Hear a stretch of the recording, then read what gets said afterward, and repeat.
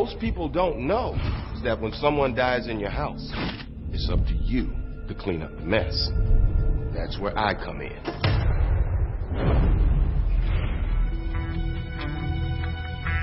This husband disappears. A crime scene cleaner shows up at my door talking about a job he did at my house.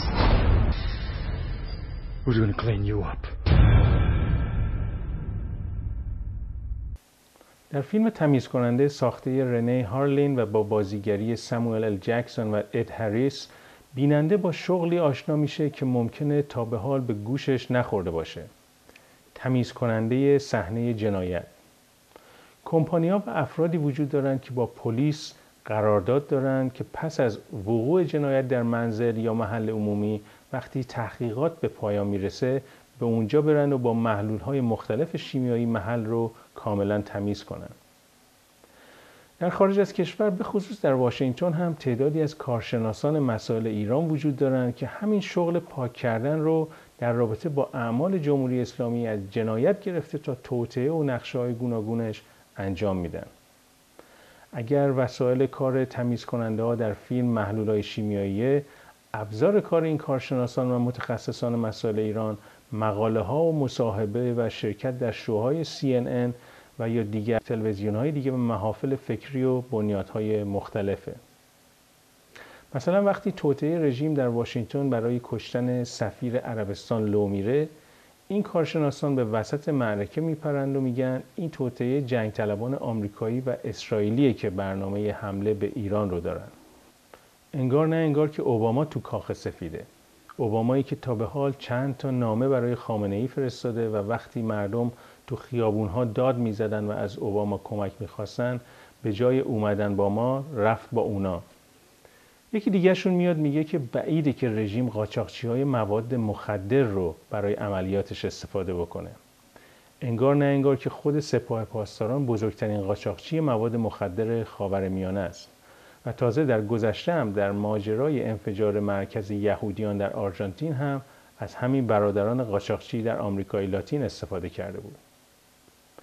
مثال دیگه گزارش اخیر آژانس بین‌المللی انرژی اتمیه.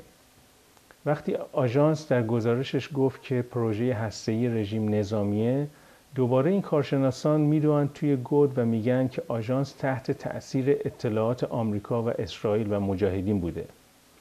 انگار نه انگار که تا همین 6 ماه پیش هر وقت صحبت از مصارف نظامی برنامه اتمی پیش می اومد، اینا به آژانس و آقای البرادعی استناد میکردن که هیچ وقت رسما نگفتن که نظامیه.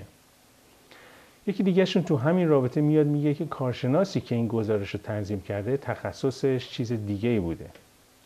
دقیقاً همین تمیز کردن چهره رژیم رو در اینجا هم میبینیم.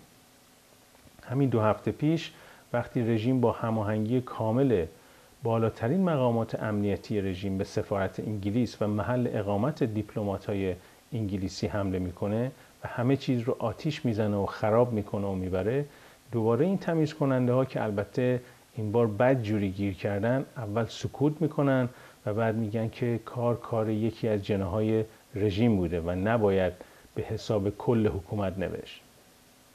این لابیگران رژیم و به اصطلاح کارشناسان مسائل ایران فراموش کردند که دیگه جورج بوش توی کاخ سفید نیست. اینها به مدت 5-6 سال قبل از ریاست جمهوری اوباما هر خرابکاری رو که رژیم در منطقه و سطح جهان انجام میداد، به حساب اینکه جنگ طلبان در کاخ سفید هستن میگفتن باید ندیده گرفت. حتی دیگه کار رو به اونجا رسونده بودن که به گروه‌های حقوق بشری تو آمریکا و اروپا میگفتن که اینقدر صحبت نقض حقوق بشر در ایران رو نکنید. مگه نمیبینید که جنگ طلب‌هایی که به عراق و افغانستان حمله کردن الان در کاخ سفید هستن و این اعتراض شما به کشتار و شکنجه در ایران ممکنه بهانه به دست اونها برای حمله به ایران بده. بله، بدون هیچ خجالتی اینها رو گفتن و وقتی اوباما اومد با مشاوره هایی که به اون دادن، اونو راست فرستادن پای میز مذاکره با نمایندگان رژیم. اونم وقتی که مردم درست 2 سال پیش شعار مرگ بر اصل ولایت فقیه رو میدادن. اوباما مردم ایران رو نادیده گرفت و رفت برای مذاکره و شکست خورد. الان که داره تحریم‌های بیشتری اعمال میشه و توی کنگره آمریکا صحبت افزایش تحریم‌هاست، این کارشناسان میگن که اسرائیل باعث شکست این مذاکرات شده.